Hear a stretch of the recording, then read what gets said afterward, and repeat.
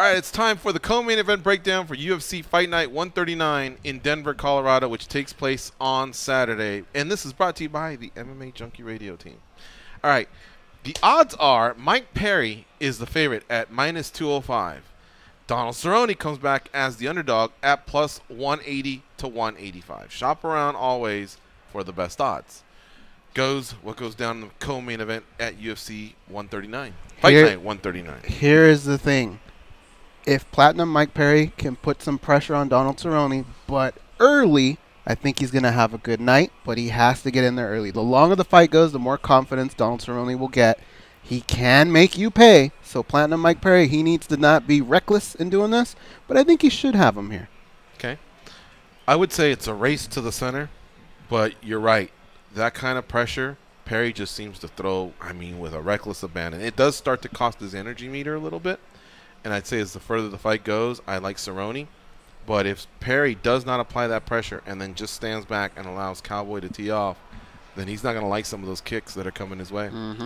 It's interesting because these guys have shared the coaches at one point or another. That's kind of what stemmed this controversy of Cerrone separating himself from Jackson Wink.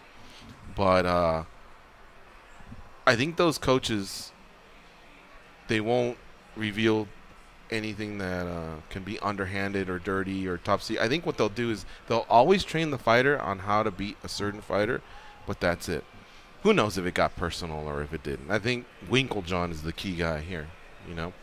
That said, I doubted Perry early on, but he's really turned it on, and that guy just seems to be, a tornado. And he heads towards your way, and he takes your best punch. In fact, he eats it, man. It's like he loves the violence, and then all of a sudden he just uncorks on you. But what he needed was discipline.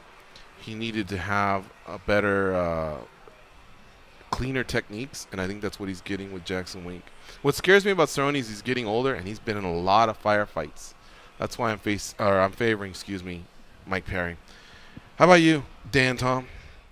Yeah, stylistically, like Ghost said, pressure is going to be a real key. We've seen Cerrone struggle with pressure fighters. He's also beaten that trope when he went to welterweight, with wins over Patrick Cote and Rick Story. But yeah, a little surprising, you could argue that Cerrone should be the favorite in the sense that Perry's not the biggest welterweight. Stylistically, even though Cerrone's not a stick-and-move fighter, he does possess all the weapons to stick-and-move the way that Mike Perry has been beaten in the UFC.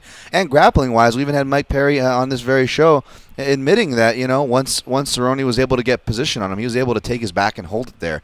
And I could see Cerrone, if he's able to get to Mike Perry's back, if he's not able to choke him out, being able to secure that round and ride it out from there, like a cowboy, if you will.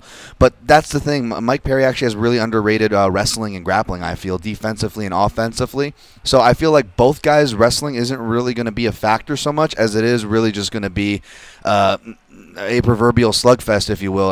So Cerrone has improved his boxing under Brandon Gibson, has really improved his hands, not just knees and kicks, but he still gets into those. He still gets into those slugging wars. Now he came out on top of it against Yancy Medeiros, and he still showed he can hang with the speed against Leon Edwards. But you mentioned something about the coaches. It's strange because I don't even know if Mike Perry needs the help of the coaches. Leon Edwards said it after his bout. When you have guys like Cerrone, they've been fighting so long that you almost kind of know how they fight. That they get off to slow starts, they get stronger as the fight goes on, etc., etc. But this just feels like tying it down to my prediction. This feels like Matt Brown versus, I don't know if you remember when he fought Mike Pyle. Mike Pyle used to get the better of Matt Brown in the gym. He was the more senior fighter. But when they finally met on that UFC on Fox platform, we saw Matt Brown just take it to Mike Pyle and kind of run through him.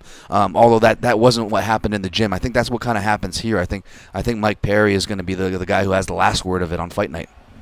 There you have it. All right, there's our co-main event breakdown for UFC Denver, also known as UFC Fight Night 139. It happens on Saturday. Keep it locked on MMA Junkie throughout the week. As always, we'll have coverage in Denver pre- and post-fight, so check it out.